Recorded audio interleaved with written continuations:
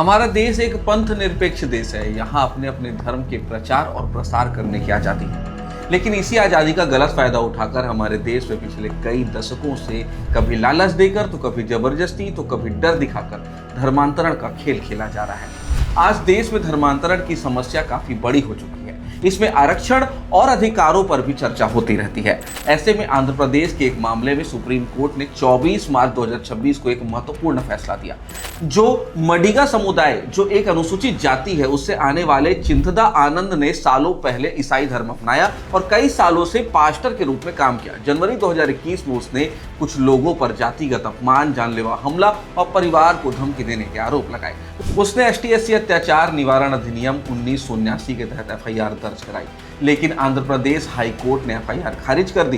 Court ने कहा कि ईसाई धर्म में जाति व्यवस्था का कोई आधार ही नहीं है।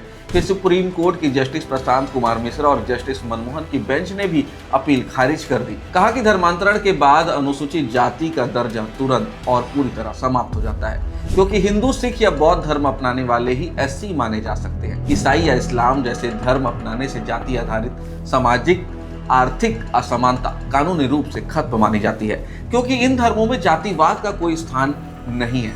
वैसे ये बात कहाँ तक सच है, उस विषय पर किसी और दिन बैठते हैं।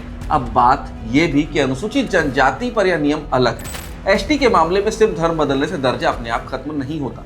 अनुसूचित जनजाति में धर्म की कोई पाबंदी नहीं। कोर्ट सामाजिक सांस्कृतिक आधार को देखती है। क्या व्यक्ति अपने जनजातीय पहचान, रीति रिवाज, सामुदायिक जीवन और अपनी जनजाति की स्वीकृति को अभी तक बनाए रखता है? अगर कोई व्यक्ति पूरी तरह नए धर्म में विलीन हो जाता है या जनजातीय जीवन शैली को छोड़ दे तो एसटी का दर्जा खो सकता है। ये तो हुई कानून की बात। देश के अलग अलग राज्य भी गलत तरीके से कराए जा रहे धर्मांतरण की समस्या को जड़ से खत्म करने के लिए सक्रिय हो गए हैं। उदाहरण के तौर पर उत्तर प्रदेश ने 2021 में विधि विरुद्ध धर्म संपरिवर्तन प्रतिषेध अधिनियम बनाया। महाराष्ट्र ने मार्च 2026 में freedom of religion bill pass किया, जिससे जबरन, धोखे या प्रलोभन से होने वाले धर्मांतरण पर भारी सजा का प्रावधान है। छत्तीसगढ़ में भी मार्च 2026 में अपना कानून और सख्त बनाया।